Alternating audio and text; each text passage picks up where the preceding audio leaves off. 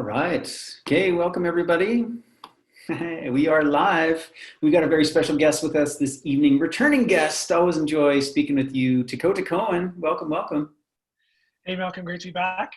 Yeah, right on. So, hailing from somewhat northern Alberta, just near Edmonton, of Coen Farm, family farm, producing what I like to say is literally some of the best food in the province. You've got a permaculture haven going on there, and you've been an instructor. You're working with Rob Avis at Verge Permaculture, and you've got your own thing going on. And yeah, you're not only out there educating others how to do it, it's all from your own experiences, hands in the dirt, producing local food, creating local food security for us all. And really appreciate you and all your efforts. Oh, thanks. You're making me blush. Jeez. Cool. Anyways, Takota, he's been an educator with us at Lightzeller for the last couple of years, taught some amazing courses, and we've done lots of YouTube videos together as well, including the last topic, which we talked about fermenting and curing meat. And that was a great conversation. Folks can find that on our YouTube channel, as well as kind of in the archives on Facebook as well. And I have to say, I have put it into practice and I've been really enjoying it. So Totally. Oh, it's so simple, but you feel like a king when you're eating some lanza or pancetta or whatever, and it's all you did was just take the same cut of meat and just add salt and let it sit on the counter for 2 weeks, and it just gets better. So yeah. yeah, yeah, it's great. It's a revelation. So tonight we want to talk about this buzzword, sustainability. Here we are, 7 months into this kind of, the world getting turned upside down, and the 21st century is the buzzword of the century is sustainability. We've heard it lots the last 20 years, and from sources say that we're only going to hear it more and more and more and more, especially south of the border, and Biden wins the election. I mean, this is his mission. He's hell bent on this agenda of sustainability. And if anybody's familiar with Agenda 21 and looking at kind of the UN plans for rolling out this governance of all people and all resources, it does all focus around sustainability.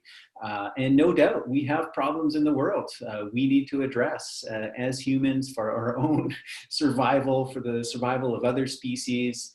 And sustainability is being put forward as the solution. And Takota Coen, I'm going to put the question to you, and I already know your answer. This is why we're getting into it. It's why we're going to start talking.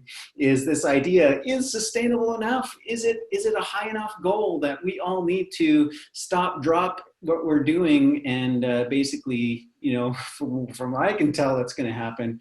We're going to live under, COVID-like measures, restricting our lifestyle, restricting our movements, but all under the guise of sustainability. Because man, we got to sustain, right? We need to sustain ourselves, sustain the planet. It's all about sustainability, or is it? Tell us what you think, Takota. Great segue. So yeah, I'll answer your question with another question, or several questions, which is, actually, before I get into my question, I'm going to start out with a definition of what sustainable is. And actually before that, I'm going to back up even further and define what another definition is, which is what a system is. So a system can be anything from your phone, or your garden. It can be an ecosystem. It can be it's anything with kind of seemingly separate parts that work together to create something greater than itself. Right, your body. Yeah, your body's a system. It's like really everything is a system, and it's like systems within systems. There's the solar system, and so on and so forth. So okay, well now, so if everything's a system, we can use the descriptor like a sustainable system. And so what's the definition of a sustainable system? And so that would be a system that maintains or sustains its own levels of kind of energy or materials. So that basically the thing that propels that system forward, like, if it's your body, you need to sustain, a level of weight, you need to, to eat food and things like that. And so then we can ask the question then is, can we, if we look at the kind of planetary level, what are all the aspects of the kind of energy and sources of materials for our ecosystems on our planet? And I like to call this the four ingredients of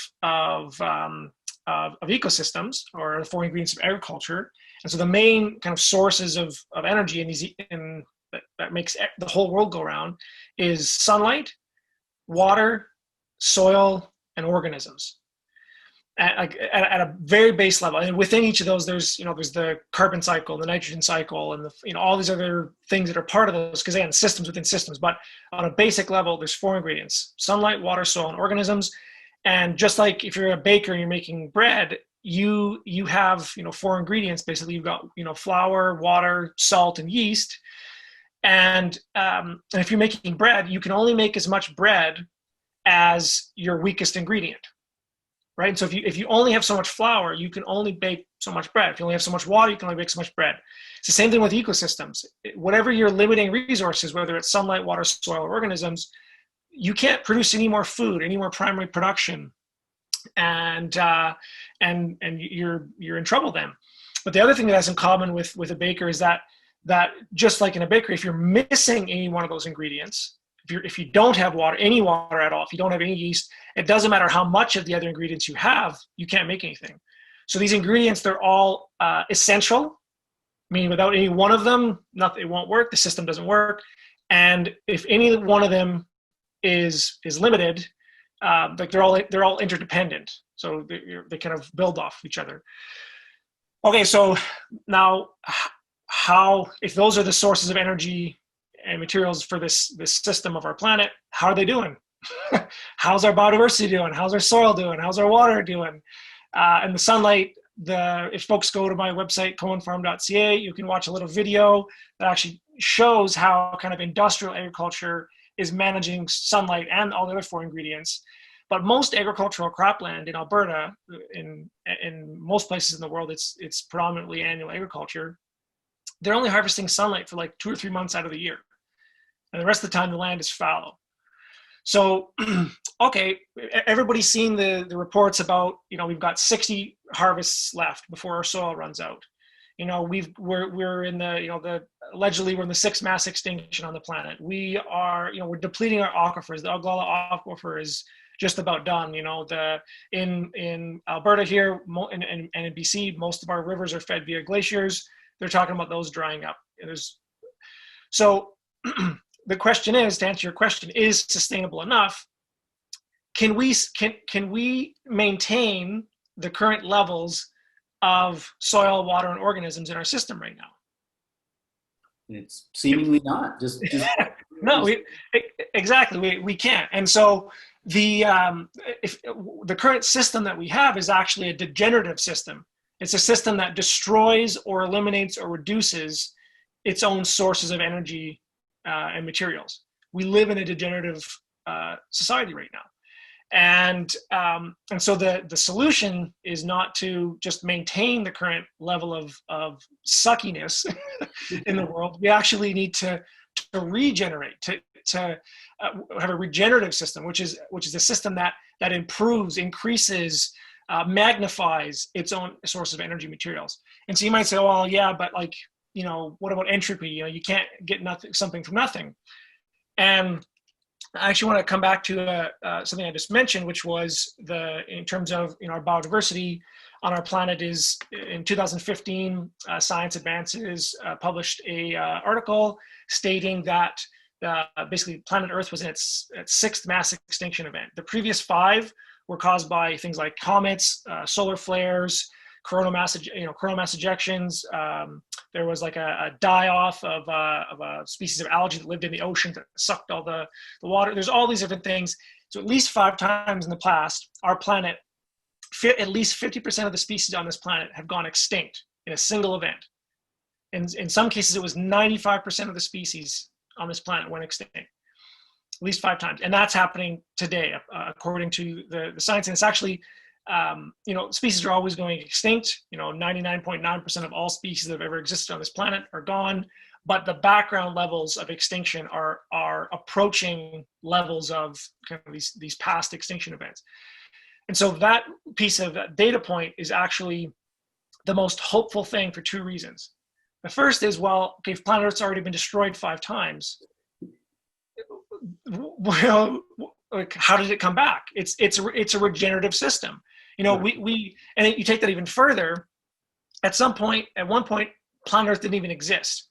Whether you believe in divine creation or in the Big Bang theory, at one point, the Zoom thing that we're talking through, the plants out in your yard right now, they didn't exist. They were either atoms that exploded from another sun or another solar system, or they were snapped into being by some divine being whose name will continue to kill each other over for many years to come. But whichever one of those events happened, the planet Earth didn't exist before. And then looking back at the fossil records, we would build up to these levels of extreme complexity. Dinosaurs that had the size, heart the size of small cars, and they all get wiped out again. And it goes back to single celled organisms, and then it builds back up again, and it gets crashed back, and it builds back up again. That's a regenerative system. Yeah. And so the second reason why that thing is so powerful is that humans are just as powerful as asteroids, solar flares, super volcanoes, and all these other events that wiped out half the species on this planet. And so the question becomes, like, we're going head to head with the most powerful force in the universe, this force of life that wants to increase and expand and create something out of nothing. We're going head to head with that, and we're winning. So what would it be like if humanity stopped trying to do less bad and just let's maintain things? And what if we said, to hell with that, we can do better. We can create things that have never existed before. We can partner with that co-creative force in the universe, and we can regenerate things. And so much of the narrative around humanity right now, and I call this the sustainable paradigm, is basically backed up by like leading environmentalists like David Attenborough, who has been quoted repeatedly saying things like, humans are a scourge on the earth. It would be better if humanity was wiped out, or we went somewhere else. And with a belief like that, if you truly believe that, humans were, and I mean, the truth is we are that destructive, but one of the themes in permaculture, which is one of the systems that we use in our farm, and I also teach other people, is this idea that the problem is the solution. And so we can be just as regenerative as we are destructive. And I really feel like this word sustainability is like, it's a mind virus that I think, I guess, whether by design or by default, it doesn't matter. It's accomplishing its job very well. It's limiting our potential as a species, and ironically, it'll be the death of us. It just might be a bit slower death, yeah. and we might be a little bit more self-righteous about it as we're as we're dying and driving around in our Priuses and right. Teslas. We'll be paying higher taxes at the same time. Yeah, exactly. Yeah. Carbon taxes and stuff. Yeah. Exactly. So the way I interpret it, I mean, and thank you for just what you said. I mean, I was just totally mind-boggling at the diversity of the earth, and the fact that 5 times, like you said, right? It just keeps repeating. I mean, so many of us feel that kind of like deep ecological wound of like, like giraffes, they're on the extinction species list, right? It just goes on and on and on. Yeah. So although it's not going to happen in our lifetime, just to know that, the life is regenerative, and that will come back all in its own good time, and that's just a part of the cycle of this system. And when you talk about these different paradigms, I feel like sustainability is born out of the degenerative paradigm, right? It's like, oh, if only we could just do a little bit better, or less bad, less harm. Yeah. then we'll be there.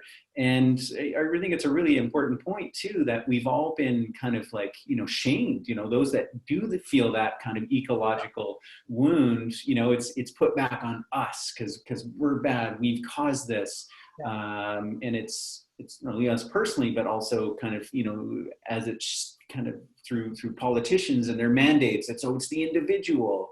And I love this idea that, outside of that, like if we just get out of the degenerative paradigm and we move over to the regenerative paradigm, that's, when we really start to align with life and we see what's possible, and we're no longer in this kind of self-deprecating, restrictive, higher taxes, you are bad, being yelled at by teenagers, like that type of mentality and paradigm.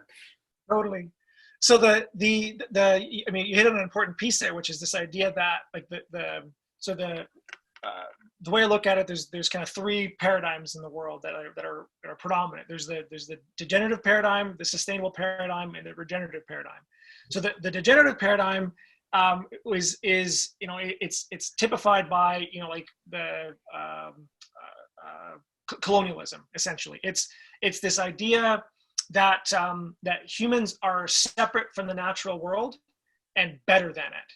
Mm-hmm. So if you were to read lines like in Genesis where God gave man dominion over everything that crawleth on the ground or flieth in the earth or in the sky or swim in the sea.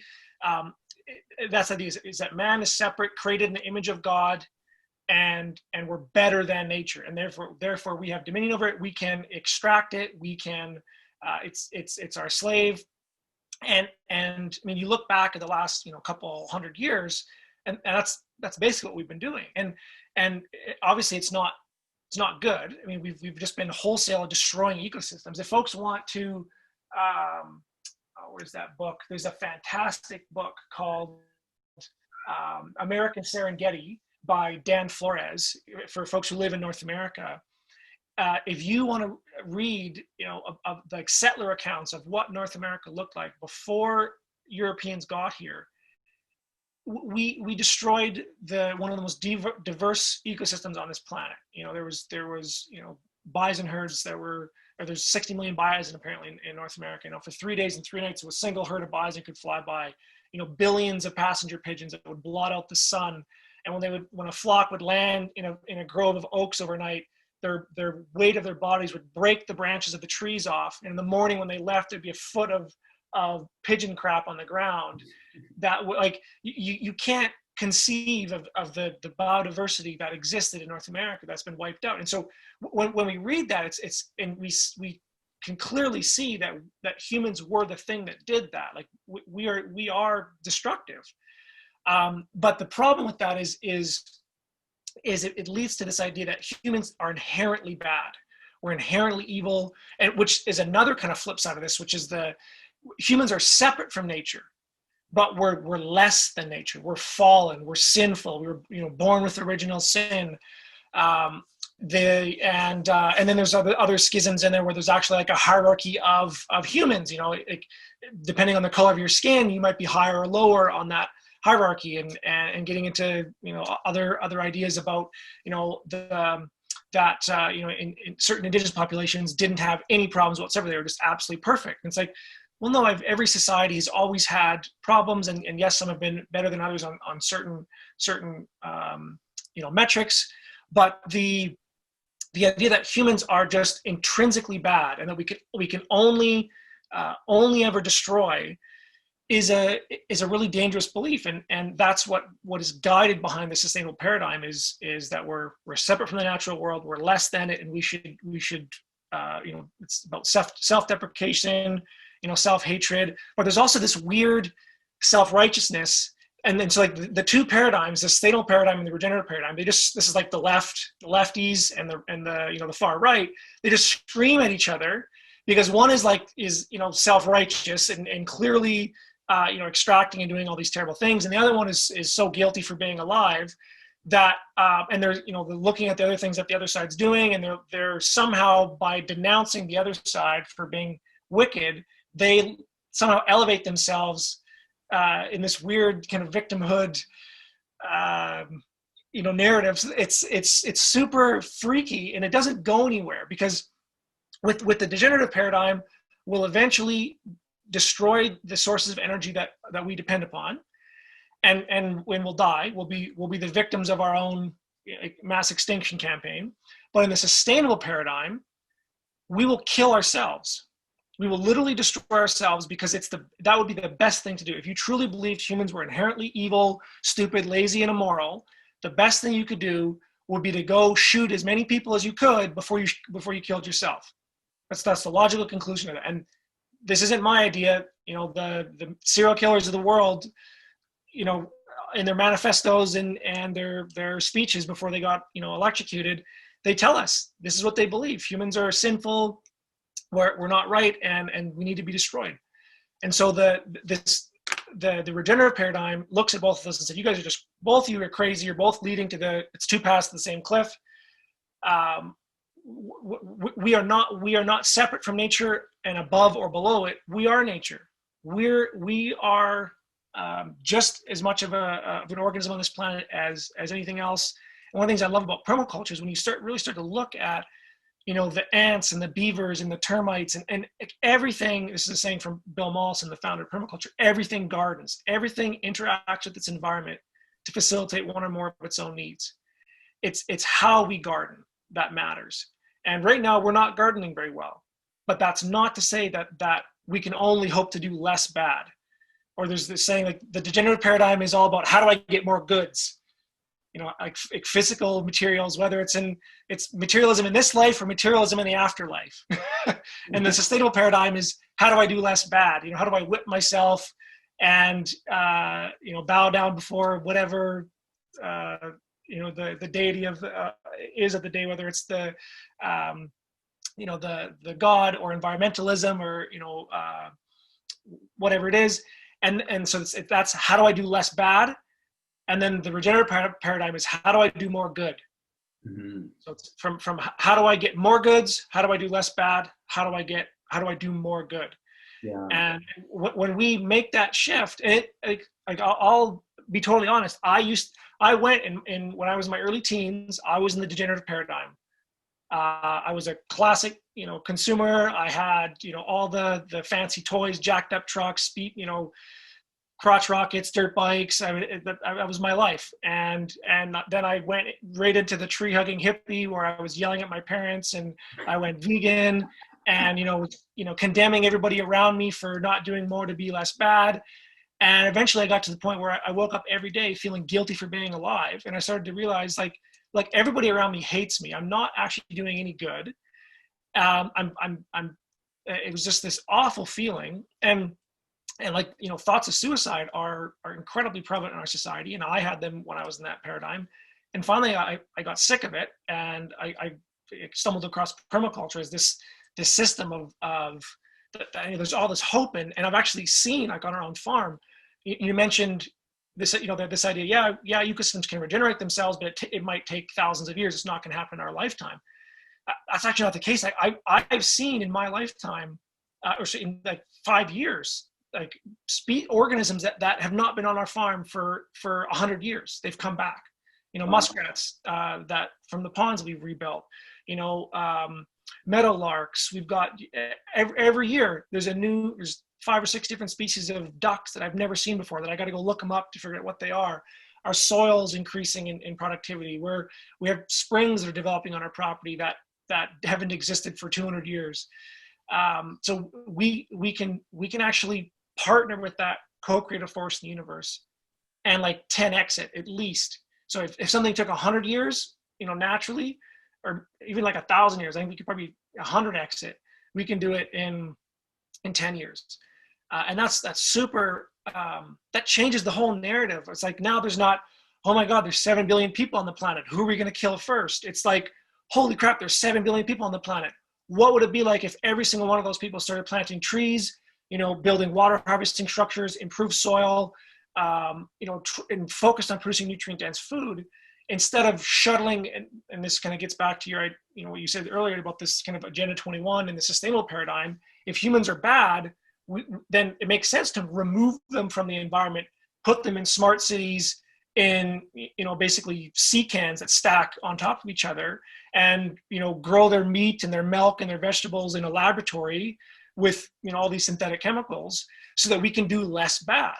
Mm-hmm. But like, that's just one step removed from what is it, Cloud Atlas, where everybody's seen that movie or read the book, but where we basically start feeding ourselves in a pretty dystopian future, and you can actually see like the trajectory of this thing, and it's just been ramped up in the last 7 months. But Yeah. so yeah, No, totally. I mean, that's exactly why I wanted to have you on and have this conversation. Is we're not quite there yet, but it's being seeded so much, and it'll be interesting to see what happens with the election, because Canada is certainly on board with this kind of, again, like you described, like the smart cities and this whole sustainability plan.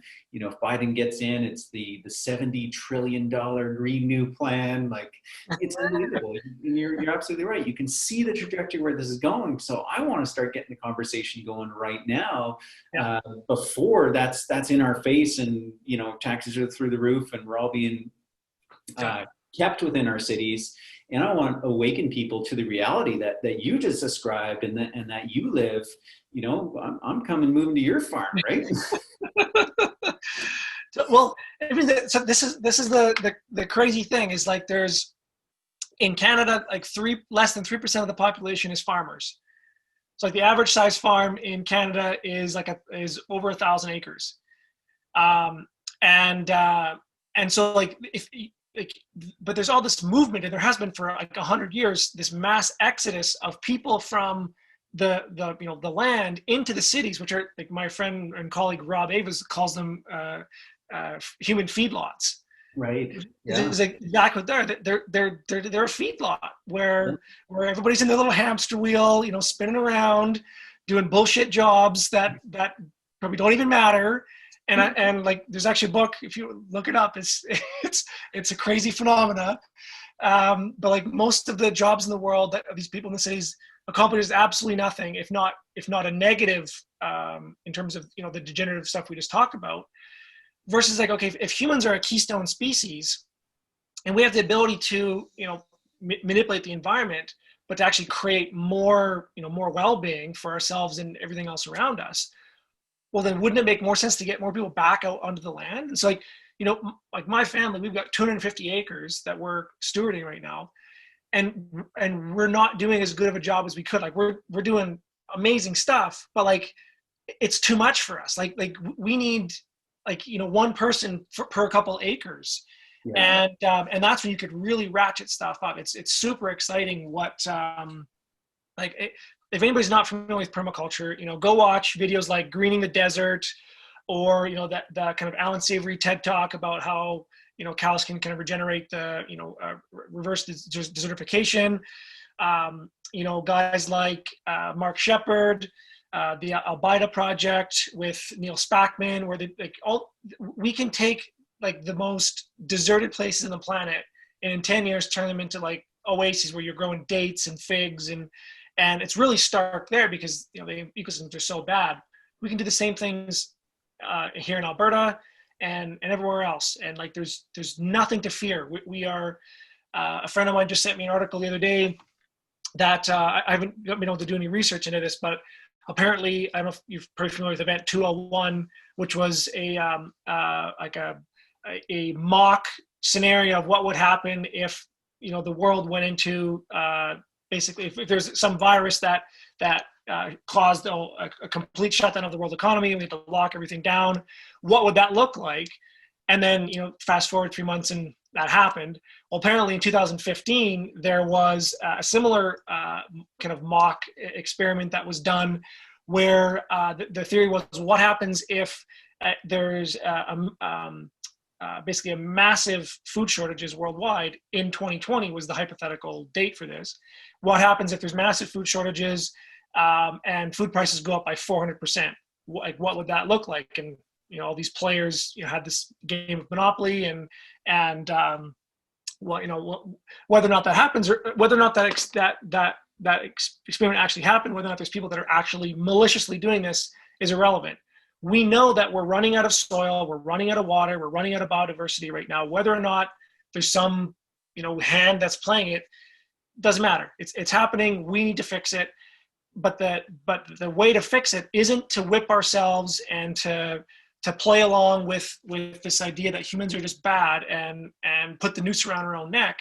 Is to take responsibility for the shitty things that we've done and our ancestors have done, and to make it better.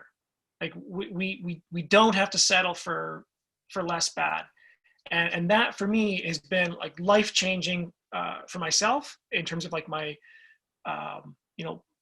like not waking up and feeling like you shouldn't be alive. Like that is I can remember for years I struggled with that, and I know from the classes that I teach and the people that I talk to that I'm not the only one.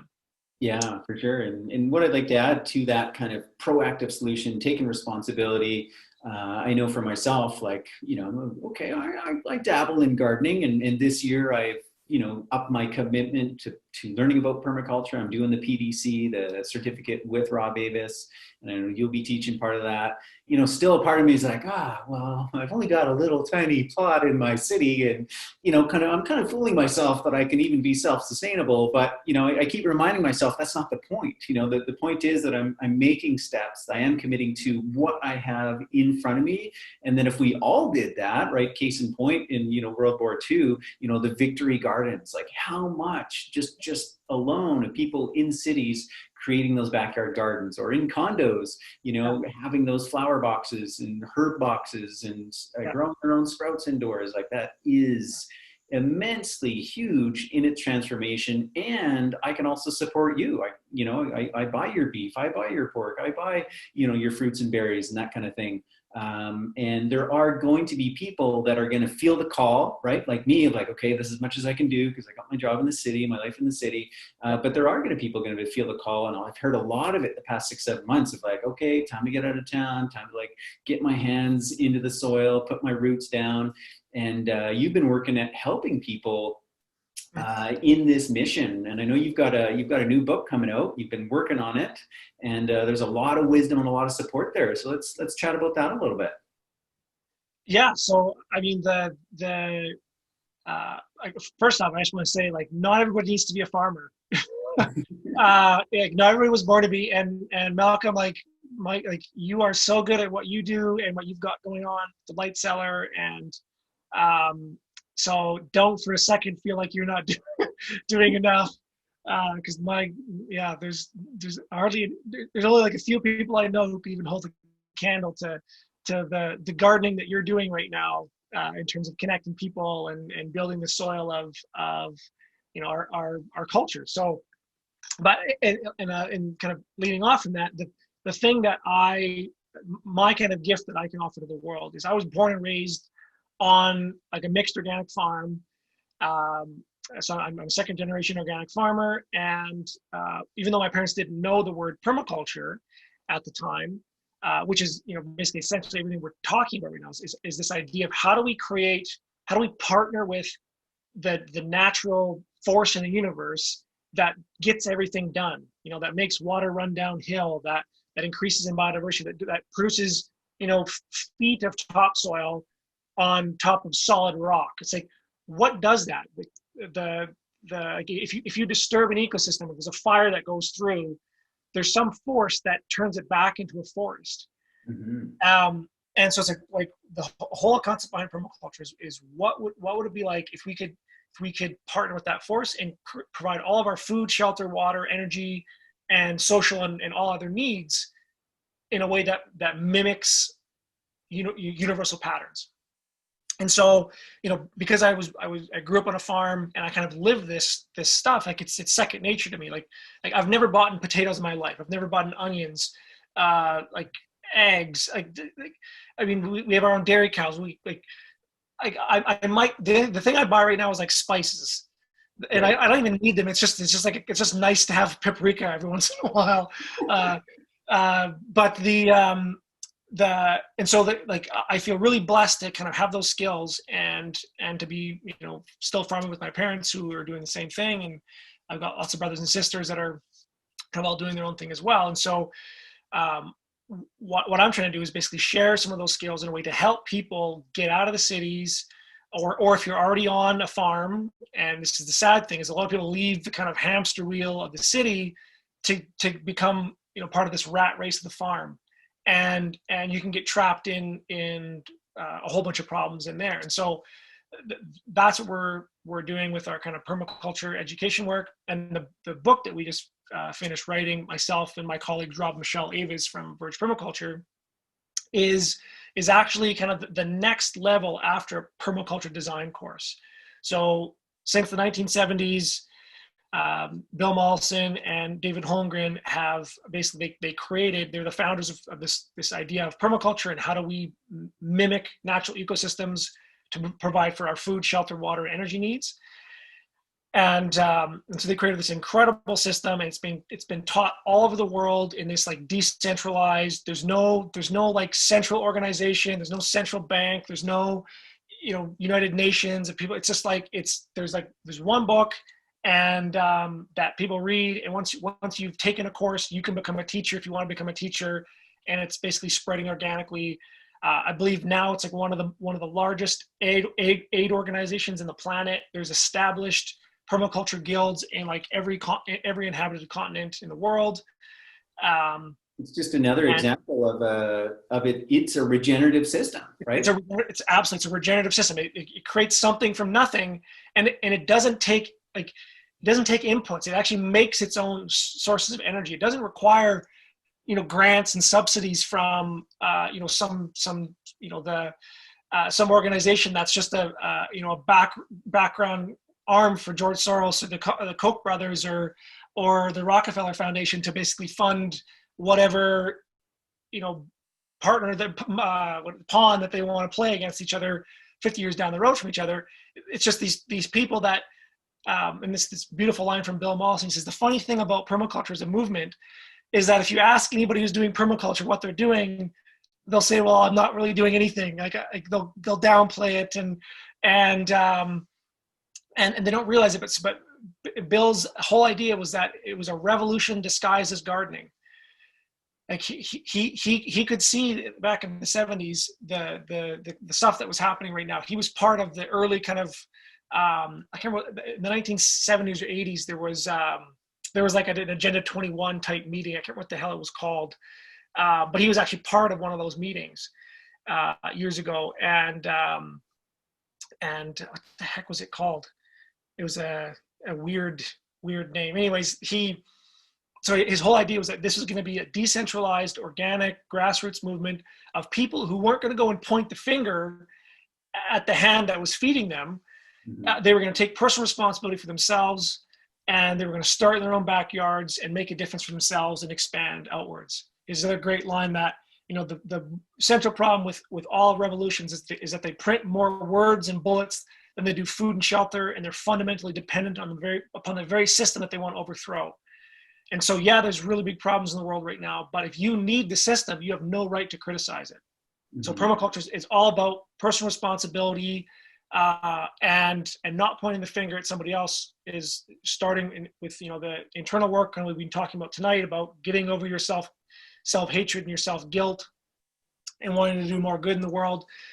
And so yeah, it was the whole idea was this how do we, it was a revolution disguised as gardening.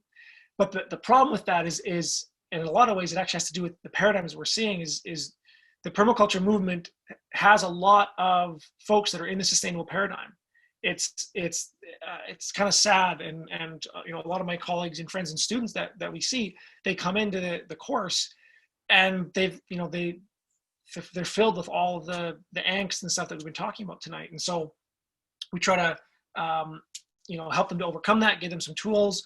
But at the end of the day, there's basically 5 struggles. Once somebody kind of finishes a permaculture design course, which is like a 2-week, 72-hour, Rob and I call it it's like the red pill. It's you basically walking into that room with Morpheus and there's a bunch of teachers in the room, and we basically give you red pill after another, showing you, okay, here's what you've been taught about financial system. Here's what you talk about the food system. Here's what you talk about the water system, about soil health, about your own human health. And we just shatter all of these paradigms and narratives and limiting beliefs, invasive species, all these different things for 2 weeks straight. And at the end of it, there's this fantastic thing called the talent show, where that kind of brings everything together. It's more of an initiation into a new worldview than it is about actually teaching people kind of how to garden. It's kind of it's weird. It's hard to explain, but the closest thing we've been able to come to is like it's an initiation into a new way of being that covers all these different aspects. And once you've got that broad foundation down, then you're ready to start doing it. But the problem with doing this stuff is it's deceptively easy. Whenever you see a master doing something, whether they're cooking or public speaking or riding a bicycle or juggling, they make it look so easy. And permaculture is the science of everything. It's not just gardening. It's food production. It's energy systems. It's water systems. It's social governance. It's all these different things. And the course presents it in this way that's makes you think you could go out and do all these things. Then when you try it, just like when you try to ride a bike for the first time, you face plant and it's awful. And so you start going through kind of the 4 stages of learning, which is the first stage is unconscious incompetence, which is where you don't know what you don't know.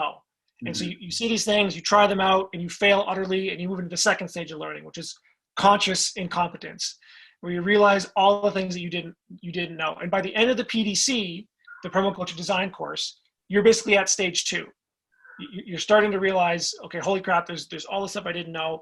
And then when folks try to go out, they enter the third stage of learning, which is conscious competence, where you can do it, but it's the hardest thing in the world. You got to concentrate really hard. You're biting your tongue while you're doing it. You can't multitask. But if you do it long enough, say 10,000 hours, it basically becomes muscle memory, and you enter the 4th stage of learning, which is unconscious competence, where you don't even know. When somebody asks you, how are you doing that? You're like, I don't know. I just do it. Mm-hmm. And so the goal with this new book that we wrote is like the permaculture design course was basically to get people past the first 2 stages of learning. Our book is to help people get through the 2nd or the 3rd and 4th stage of learning. So we call it, it's called Building a Permaculture Property, a 5-step process for designing and developing land. And essentially we address the top 5 struggles with our 5-step process, the top 5 struggles that permaculture practitioners the world over are struggling with as they try to do this stuff. And the 5 struggles are essentially, dealing with questions like, what should I do? Where do I find? How do I connect? Where do I start? And when will it end? Those are like the 5 struggles, and people they loop through these things, and eventually they burn out on the last one. When will it end? And they give up, and they say, "Oh, permaculture doesn't work." And sadly, a lot of people today are actually, saying that permaculture is this, this hippie movement that's just kind of gardening on steroids is the most common description I've heard of it. It's total nonsense. This system is it's based on the idea, the same premise about how ecosystems work. And so all we're doing is trying to understand how they work and mimic that. So it absolutely does work. Myself and my colleagues have been doing this on our own properties. Myself in the Broadacre, Rob Michelle in an incredible homestead in the heart of Calgary. They just bought a quarter section or 160 acres just out by me as well.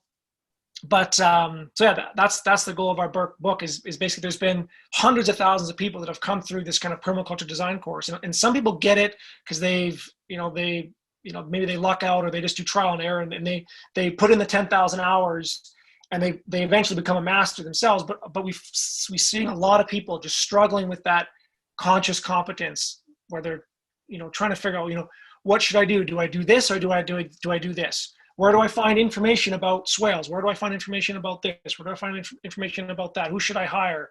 What course should I take next? Do I take, Elaine Ingham's soil health course, or do I go and study under Sepp Holzer up in the, the Swiss Alps or wherever it is? And then, okay, well, how do I put it together in this usable design that's actually functional and not just, a pretty piece of paper? It's actually something that you can physically use. And then, so, okay, now I've got this beautiful design. Where do I start? Do I start with, putting in do I plant my trees first? Because, the saying is the best time to plant a tree was 20 years ago. The second best time is now. Do I start there, or do I start focusing on my soil, or, with that? And then after years of struggling with that, you buckle from the kind of, you either run out of money, spirit, or you actually do more ecological damage than was done before, and you run out of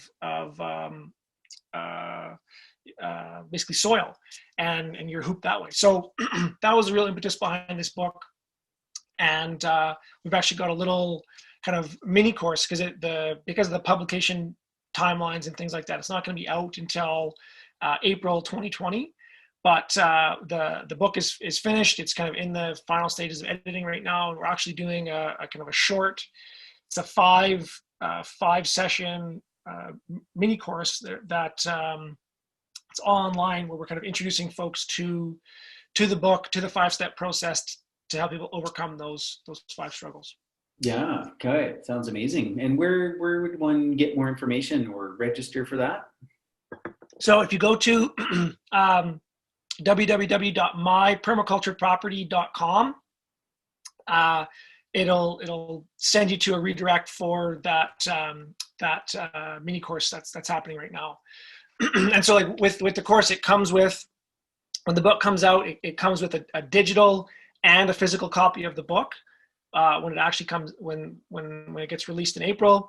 And you get basically 5 sessions with myself and my co-authors, where we're going to be going through those kind of 5 steps to overcome those 5 struggles, and giving exercises out for folks to kind of get a head start on this before the book comes out. And there's also going to be an hour of Q&A for each session. So it's really going to be a really small group. Looks like we're probably going to be around the 100 person group for this online course. So yeah, it'd be awesome for this. So this course is perfect for somebody who's already taken a permaculture design course, who's already really familiar with permaculture, and has been, they're past that second stage of learning. They're at the conscious incompetence. They're realizing, holy crap, I have no idea what I didn't know, but I know that I want to keep doing this. I know I want to get to that final stage of mastery, and they want a shortcut to somebody who's gone through all that stuff before. In the book, I tell not all of my biggest failures, but almost all of them, and there's some real doozies in there. Like the biggest one was what was it? It was it was a $20,000 mistake that I made on my property that could have been avoided if I had some of the tools that I have now. Yeah, good. Glad you're sharing your learnings with us, so we can all get on this and activated. And in good timing, like you mentioned, the book's going to be in April. So if folks hop on to that course that you're offering, then we can get planned. We can get set up, ready for spring. They say it's going to be a long, cold winter this year. So yeah, and so the mini course starts October 20th. So I think it's next Tuesday here. And if anybody wants to sign up for that, it's just mypermacultureproperty.com. Yeah. All right. So if you're watching, if you're ready to join the regenerative paradigm, put it all into practice to create the new world, the one that we know our hearts is possible and that we want to live in, we want to thrive in. There it is. I think that's one of the best steps, actions that anyone can take right now. I'm in support of that. So yeah, I really appreciate you sharing your knowledge, your wisdom, opening up that paradigm. I know when I first heard that concept of, because I was the same as you. It was like, oh, we got to be more sustainable, and kind of like pushing that narrative. And then, from yourself and Rob going, no, wait a minute, like that's still in this realm. We want to go to the other paradigm, and it makes so much sense. And once you know that, you can see it, and it's like, that's the truth, that's reality, and that's where we got to go. And we need to reject any of this agenda that begins to come through in the next few months, years, however long that's going to take. So yeah, I really appreciate you sharing your wisdom and walking the path. Thanks so much for having me on, Malcolm. It's always a pleasure. And again, thank you so much for doing the work that you're doing, and cultivating all the your crops of healthy minds in the city there, and also healthy people. Like, so this actually comes back to, I'll finish on this thought here is, so the one of the models for our farm is heal yourself, heal the planet. And so, like, right now, people are just as sick as our ecosystems. And like, the work that you're doing is just so important for getting people, nutrient dense superfoods, so that they can be as healthy and as vibrant and full of energy and passion as they can. Because if humans can be just as regenerative as we are destructive, the healthier we are, the more we can give back to our ecosystems. And then it creates this upward spiral where our ecosystems get healthier, and the food that our ecosystems are producing makes us healthier. And it's this kind of rising tide that lifts all boats, versus, if we get stuck on, it's just about, George Carlin has this great bit, which is just like, he just can't stand the idea of humans trying to save the planet. The planet is fine. Like, it's gone through all this stuff, and he's just, it's going to shake us off like fleas off of a dog's back. Like, this really comes down to us. It's like, do we want to be here or not? It's like enlightened self-interest, and realizing that our well-being is dependent upon the well-being of everything else. There's another great quote by Sir Martin Reeves that I included in the book as well. I'll paraphrase, which is like, whatever exists on planet Earth 6 billion years from now will be as different from us as we are from amoeba. Right. And like you think, if you think about like the changes that evolution has gone through, is like, we are a speck upon a speck upon a speck.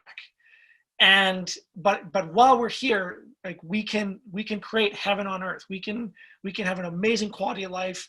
We don't have to settle for this just less bad, and limiting ourselves with that. But you can't do it if you yourself are sick. And so I actually think that, Malcolm, the work that you're doing is essential, because we can't heal the planet until we can heal ourselves, and really they're one and the same. So cool. Thank you so much for the work that you're doing too.